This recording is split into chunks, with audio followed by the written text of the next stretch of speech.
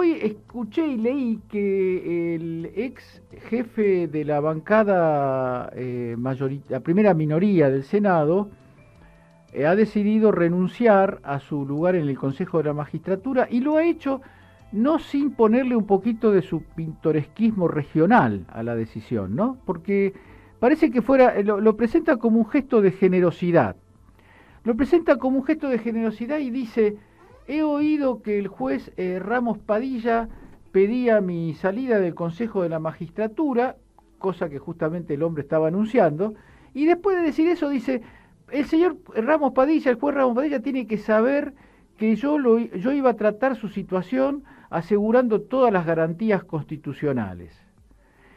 Este tipo se da cuenta que acaba de producir un hecho revulsivo desde el punto de vista institucional, que después de completar varios periodos al frente de la bancada de un sector del Partido Justicialista, acaba de anunciar con bombos y platillos, con shows aquí en Estados Unidos, que ya no es un hombre del Partido Justicialista, sino que es un hombre de Cambiemos, del macrismo.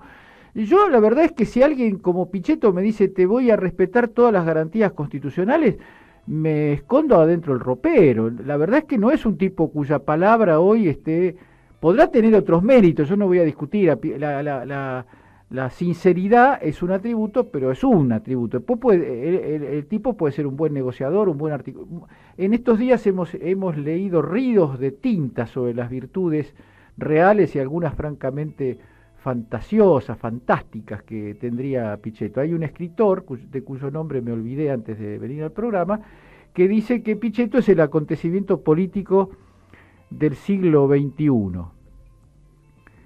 Al siglo XXI le falta un toco de tiempo todavía. Yo me permito humildemente, sin tener la sabiduría de este hombre, creo que se llama Andajasi, me permito tener la esperanza de que ocurra algo más importante y mejor en lo que queda del siglo XXI.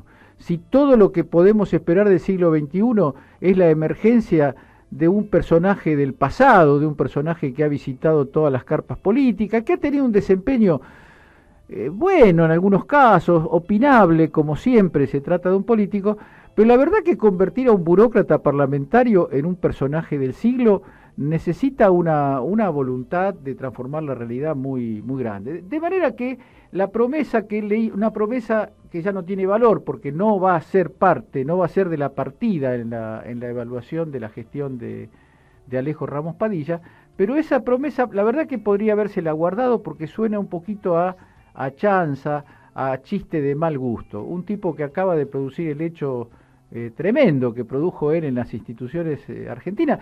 Y no hay que olvidarse, porque acá todo lo que ocurre borra lo anterior. Tenemos esa especie de plasticidad, sobre todo la tienen los lectores de Clarín, los televidentes de TN, de olvidarse lo que vino antes, de lo que el tipo dice y hace hoy. Lo que hizo antes fue decir yo del Consejo de la Magistratura no me voy, porque el Consejo de la Magistratura es una institución de un cuerpo, Bueno, yo no creo que Pichetto desconozca la ley, desconoce muchas cosas. Desde el punto de vista de la ética política sería larga la lista, sería largo hacer la lista de las cosas que desconoce Pichetto. Pero yo no creo que desconozca que la ley sancionada en 2007 sobre el Consejo de la Magistratura, que es la que hoy tiene vigencia, determina que hay una cantidad de puestos en el Consejo de la Magistratura para la bancada mayoritaria de los distintos cuerpos, es decir, de diputados y de senadores, y una parte que le pertenece a la minoría. Pichetto dejó de ser un miembro de la mayoría, no tiene constitucional y legalmente nada que hacer en el Consejo de la Magistratura. No es un gesto de generosidad, un gesto de amplitud política lo que acaba de hacer, sino que es un reconocimiento que de todas maneras tiene el sabor de la debilidad. Hay que disfrutar, porque nosotros tenemos una psicología metida en nuestra sangre. Cuando digo nosotros, hago un nosotros muy amplio, pero al mismo tiempo limitado. El nosotros que tiene ilusiones de vivir en un país digno, el nosotros que cree que la prioridad es el laburo para las personas, salarios dignos, que los pibes coman, que haya escuelas abiertas todo el año para todos los pibes, todas esas pequeñeces que para los grandes números de los grupos corporativos no significan nada, eso es lo que nos identifica. Entonces nosotros tenemos un concepto de lo que es la palabra, un concepto de lo que son las instituciones, en los que estos tipos no creen definitivamente. Macri promueve un juicio político a un juez y tras cartón alguien que tenía una silla destinada a oponerse a las políticas del gobierno, rápidamente cambia de silla y está dispuesto a participar en las políticas del gobierno. Eso le llamaron durante un tiempo la nueva política. Ahora vamos a decir un par de cosas sobre la nueva política, que bueno, lo primero que hay que decir de la nueva política es que en paz descanse la nueva política, ¿no? La política, acá no hay contradicciones, somos lo nuevo, la revolución de la alegría, los globos, el pasado es el pasado, el peronismo es el pasado, el radicalismo también es el pasado, pero le damos unos años más de vida para que nos ayude a juntar mayorías electorales que ya no tenemos, que acabamos de perder de modo catastrófico en las últimas elecciones. Es decir, el cambio de bando de Pichetto y la colocación de Pichetto como compañero de fórmula de Macri es el acta de defunción de todo el circo y de toda la parafernalia de la nueva política. Es el reconocimiento de que no hay nada nuevo, de que no tienen nada nuevo para ofrecer a la sociedad argentina. Hay alguna, ya citamos una frase que llama la atención, la de Pichetto, asegurando que es un garante del cumplimiento de la normativa constitucional. Esa es una frase interesante, por lo mentirosa. Y en estos días, en estas horas terribles que hemos tenido los argentinos, porque ya parece que fuera un pasado remoto, un pasado del que no nos queremos acordar, que el domingo Día del Padre amanecimos con la energía eléctrica cortada, con un silencio terrible del gobierno, como 4 o 5 horas después apareció el presidente Macri, se ve que le deben haber despertado, decir, che, tenés que decir algo porque hay una pequeña cantidad de gente que se quedó sin luz, son 50 millones de tipos. La inmensa mayoría argentinos, pero también hay chilenos, brasileños, uruguayos, así que decía algo. Entonces Macri dijo, tranquilos, que dentro de un rato va a hablar Lopetegui y va a explicar todo lo que pasa. Claro, esperaron un rato como para que algunas líneas de alta tensión volvieran a funcionar y el tipo pudiera hablar, pudiera ser escuchado por alguien, ¿no? El primer problema que había, porque gran parte de los sistemas de comunicación quedaron absolutamente paralizados. Bueno, Lopetegui habló y produjo una de esas frases que quedan en la historia, y ya fue mencionada en el programa anterior, pero no puedo dejar de hacer una reflexión sobre esto. Lopetegui dijo, la verdad es que no sabemos todavía bien qué ocurrió. Y a continuación dijo, lo que podemos asegurar es que no va a volver a ocurrir. Entonces uno dice, ya hay una especie de relación de divorcio con la palabra y con la verdad, que es en un punto escandaloso. Por supuesto, al funcionario le toca hacer malabares con una realidad que no se puede disimular. Y todo lo que es este asunto de averiguar, a ver realmente qué pasó, siempre a los argentinos en estos últimos años nos genera una duda. ¿Realmente se va a saber lo que pasó? ¿Se supo bien lo que pasó con el ARA San Juan? ¿Se supo bien lo que pasó con el Correo Argentino? ¿Se supo bien lo que pasó con tantas? ¿Se quiere saber bien lo que pasó con el grupo de delincuentes, espías, extorsionadores que atraviesa la televisión, el poder judicial, los servicios de información, los partidos políticos, el Congreso? ¿Se va a saber bien? Yo creo que esa pregunta, la dejo en puntos suspensivos, en esa pregunta va la suerte del futuro de la República, la suerte del futuro de la Argentina como República Democrática. Si ahogan esa investigación nos van a producir un golpe muy fuerte.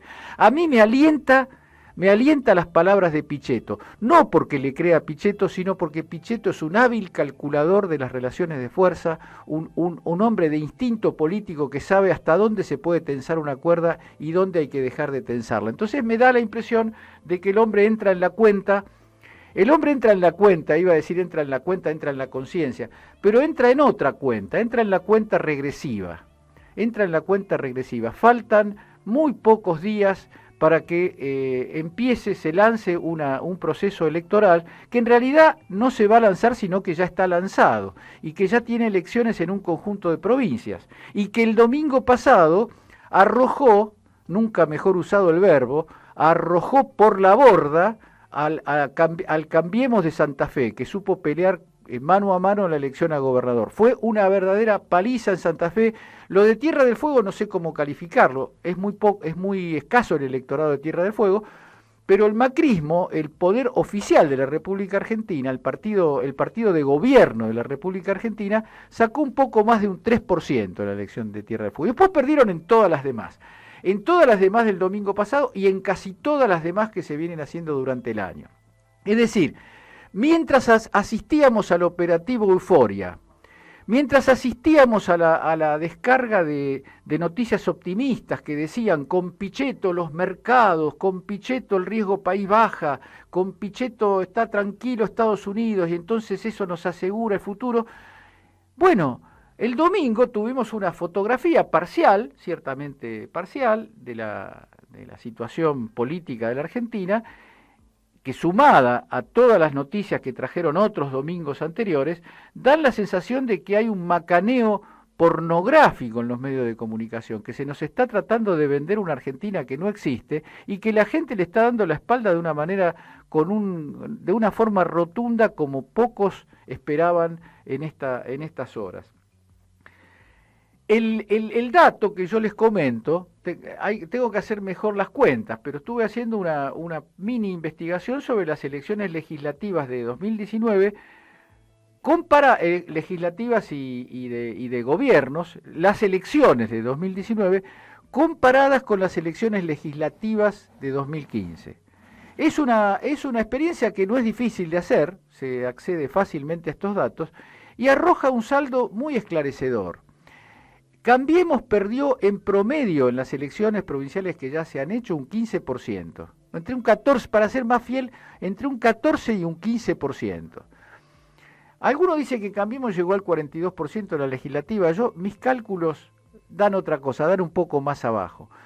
Pero las elecciones de provincias hechas hasta ahora, y entran todas las provincias, porque uno dice, bueno, vos contás Tierra del Fuego y la ponés pareja con Córdoba. No, yo cuento todo, Córdoba, Santa Fe, las chicas, las grandes. En conjunto las elecciones provinciales arrojan más o menos un 15% de débito. La tarjeta de crédito del macrismo sufrió una baja considerable. Mientras las encuestas, que ustedes habrán visto, se trata de encuestas que no quieren preguntar cómo salen las elecciones, empiezan a jugar con que si bajó, subió, se mantuvo este o el otro, pero no quieren hablar seriamente de números electorales. Vamos a tener seguramente el fin de semana novedades, pero la verdad es que en cierto punto no nos hace falta conocer las encuestas.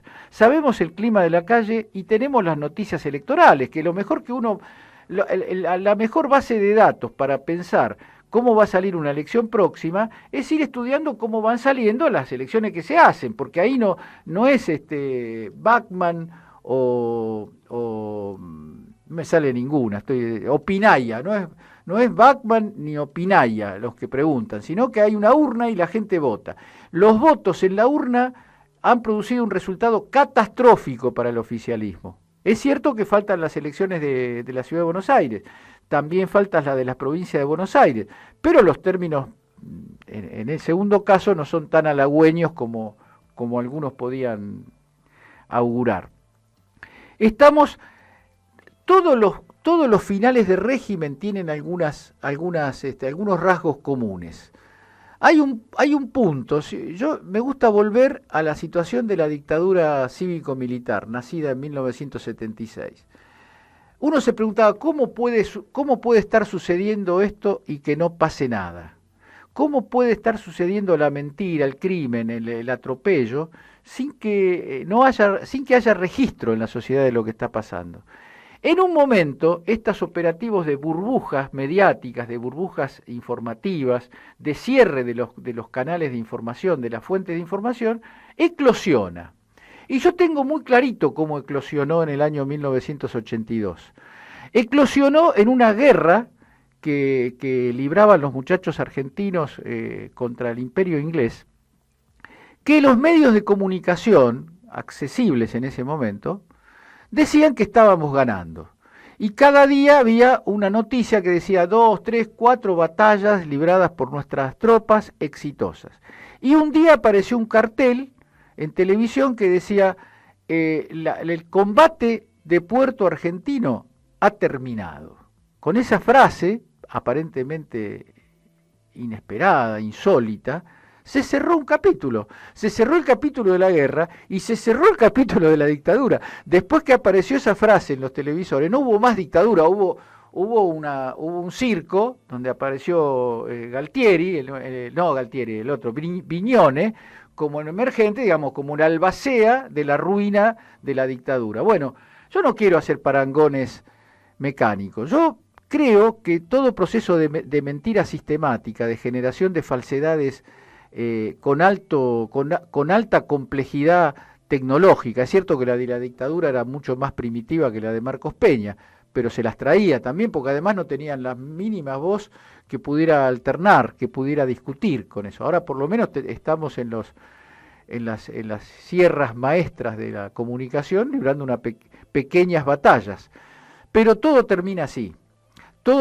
Hay un momento donde los que ganan todas las batallas empiezan a perder todas las batallas y a negar que van perdiendo las batallas. Los diarios del lunes apenas comentaban los resultados electorales, sobrevolaban los resultados electorales como si se tratara de cuestiones menores de la política. Siguen ocultando, siguen poniendo el pie encima de la realidad.